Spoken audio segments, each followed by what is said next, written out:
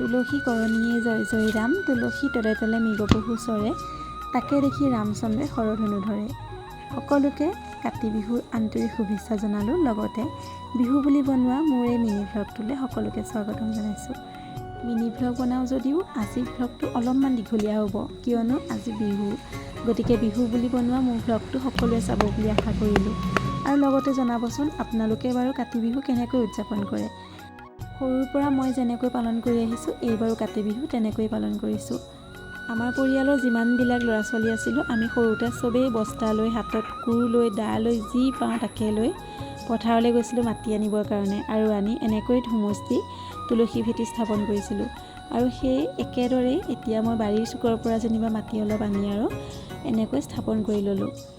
তাৰপাছতে স্থাপন কৰি আহি নবৌ ওচৰলৈ আহিলোঁ, আৰু নবৌৱে বোলে চাহ একাপ খাই লোৱা। তাৰপাছতে চাহ খাই আমি দুয়োজনী বাৰীৰ পৰা টেঙা আনিবলৈ গ'লোঁ।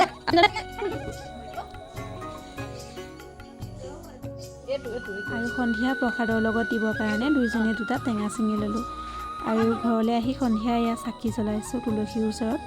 চাকি জ্বলাই আমি সকলো এক হৈ পেলাই এফালৰ পৰা তুলসীকৰণী গাই আহিম।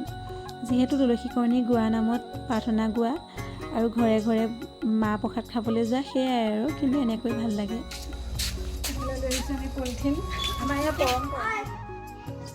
ক'ত যোৱা? ক'ত যোৱা?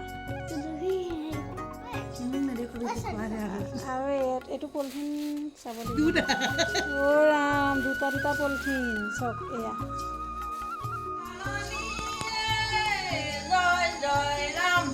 আৰু হাতত পলিথিন লৈ, এই মই জানো তোমাৰ চাওঁ সেয়া চবেই দুটা দুটা লৈছে। চাওঁ চেহেৰাটো খাই দি দিয়া, মোৰ ব্লগ চলি আছে। কাতি বিহু মোৰ আটাইতকৈ এইটোৱে ভাল লাগে, আমি যে এই হাতত পলিথিন লৈ লৈ যাওঁ, যাওঁতে একদম খালী আৰু আহোঁতে বুট মগু একদম ফুল হৈ আহিব, আৰু দুদিনমানলৈ একদম ঘৰত বুট মগু থাকিবই আৰু।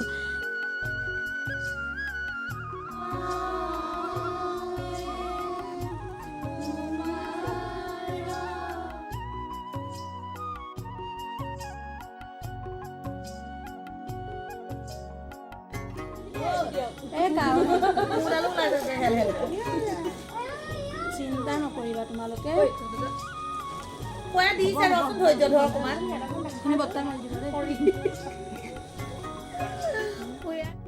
পৃথিৱীৰ সকলো সুখ এফালে, আৰু এয়া বুটৰ পৰা নাৰিকল বাছি বাছি খোৱা সুখো এফালে। নাৰিকল ভাল পোৱাসকলেহে এই সুখটো অনুভৱ কৰিব পাৰিব, নহয় জানো? এয়া চাওকচোন, নিজৰ ভাগৰ খাই শেষ হ'ল, আৰু আমাৰ পোৱালীজনী ভাগৰো ল'লে। মোৰো নাই বাৰু পলিথিনত নাৰিকল। আমি চবেই বুটৰ পৰা নাৰিকল বাছি বাছি একদম খোৱাত ব্যস্ত।